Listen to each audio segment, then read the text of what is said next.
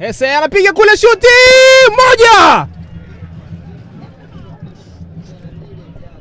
moja kati ya mabao bora kabisa katika mchezo wa siku ya leo. Utaratibu ni ule ule Lichi. Utaratibu ni ule ule, piga nje ya 18. Nyosha msuli, tafuta engo, peleka mali huko. Nimependa namna ambavyo walikuwa wanajaribu kujenga mashambulizi. Kwa muda mrefu walikuwa wanaonekana kucontrol game ya Nyambaya. Ni timu ambayo iko very organized. Hiki wanachokifanya ni matunda ya kile ambacho walikuwa wanakifanya muda wote. Unamiliki mpira, unajaribu ku-unlock opponent wako, kama wanakuwa wagumu unajaribu kushoot nje ya 18, na ndio sehemu ambayo wamefanikiwa.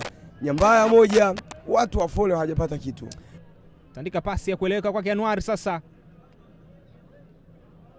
Inaingizwa vizuri kule mbili. Yule.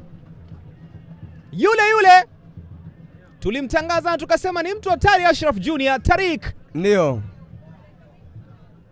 Hakika amepeleka mali kula na kotaga njiwa Richi.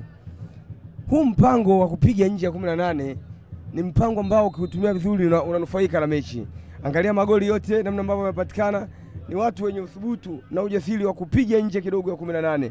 Unajua Richi, ukiwa unataka kufunga goli kwenye mazingira ya kupiga pasi nyingi mpaka kwenye box, ni ngumu kuweza kupata magoli, lakini ukiwa unapiga nje, unapeleka engo ambao unajua goalkeeper hawezi kwenda, unakuwa mnufaika. Nyambaya kago mbili, watu wa Fole hali yao mbaya. Hali ni mbaya. Goli limefungwa na Tariq ambaye ameshine katika michezo hii miwili, akishoot kwa mguu wake wa kushoto ambao sio mguu imara kama mguu wa kulia. Tupo mwaka wa mbele. Imewashika.